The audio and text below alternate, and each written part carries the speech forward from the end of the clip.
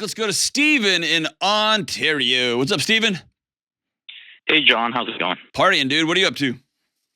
Not too much. Just enjoying the day. Is it 1 in Canada right now? How cold is it? It's actually been pretty warm this winter. It's about 0 right now. Normally it'd be minus 20 Celsius, but it's been a warm one this year. So I don't even know the words you just said, man. I don't understand you, Steven. I don't understand you. All right, what's up? So I got a relationship question for you today. Okay, bring it. So for some context, I've been in a relationship dating my girlfriend for a bit more than a year now. And it's been a great relationship, very loving, great communication. I couldn't ask for anything better. And after some internal reflection, self-thought, and kind of sitting with the feeling for a bit, I think that I'm ready to start having a more serious conversation about looking at what next steps might be in terms of engagement and kind of planning more seriously what a life together might look like. Cool. Now, how old are you? I'm 24. I was hoping you were going to say 16. Okay, 24. All right, cool. This would have been way more fun if you were 16, but okay. So 24, yeah. Awesome. So how can I help?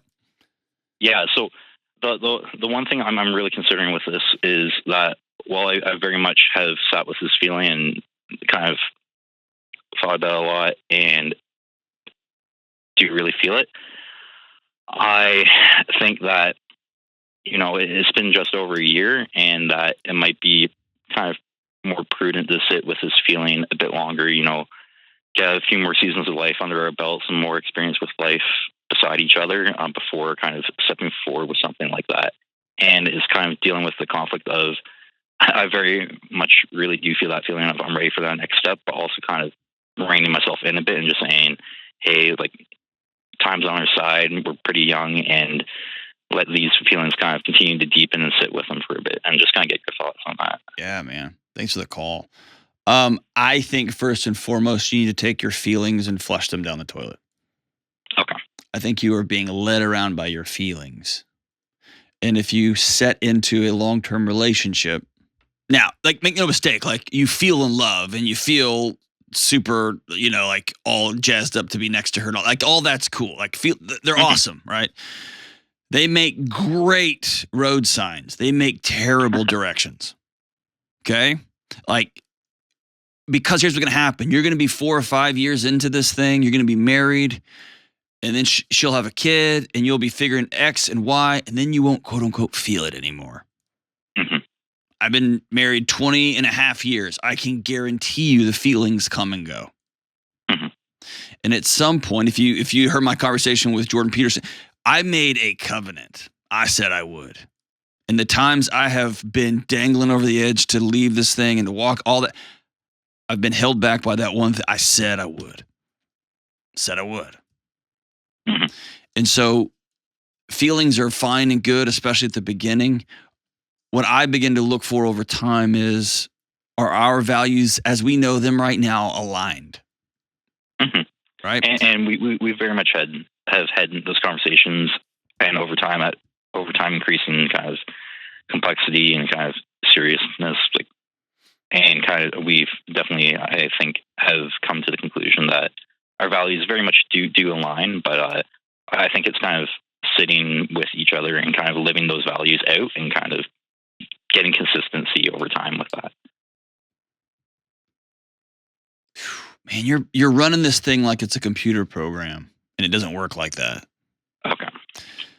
Because my first impulse is to say, yeah, you could go through a lot of life rigmaroles and experiences and do all that dating, but that's the stuff that makes relationships really remarkable and strong. That's the stuff that you get to share with other people when you're committed, when you're fully anchored in. Mm-hmm. And as the great poet Stephen Connell says, love is a promise that comes what comes, I'll be right here. Mm-hmm. And so more so than any feelings is this idea that I'm going to decide every single morning for the rest of my life that I'm going to love you. Whether I feel like it, whether you're sick, whether we're broke, whether you've hurt me deeply. every day I will wake up and look across this room or look at the bed next to me and say, I do. And if you can do that, it's game on. Why wait? Okay. If you can't, if you refuse to make that commitment and her make that commitment, don't do it, man. You've had a great run. It's been fun. You like dating. It's a blast. Feelings will come and go, my brother. And anybody who gives you some sort of matrix, do these 10 things, or this is the 15 ways to know if she's the one. They're just selling you. They're selling you snake oil, man. It's nonsense. And I think you've definitely zeroed in a lot on who I am, in that I'm very much a systems-driven kind of person. Dude, I can hear it all over you. If you're not a coder, yeah, man, I can hear it all over you. Not quite, but I'm pretty close. Exactly. Okay, I'll explain it this way. It's the best way I can explain it. Do you know who Dave Ramsey is? Oh, of course I do. Okay, that's how I got to you. He's my boss, right? And he took a couple of us skydiving this past summer. There is nothing in my life more terrifying than heights for me. I'm talking like I don't like to get on a ladder. I don't like to look over the edge at a second story, like up a set of stairs. Dude, I've trained with pro MMA fight. I've been in active shooter situations. I'm not scared of much anything. I hate heights. Hate them. And so when he sent the email around saying, hey, I'll pick up the tab. We all go skydiving. Who's in? A couple of my colleagues said, I'm out. And I instantly just went, I'm in. And dude, I didn't sleep for however long. I was terrified, man. But listen, it was a spiritual experience for me. And I know that sounds all woo-woo and lame, but here's what it was for me.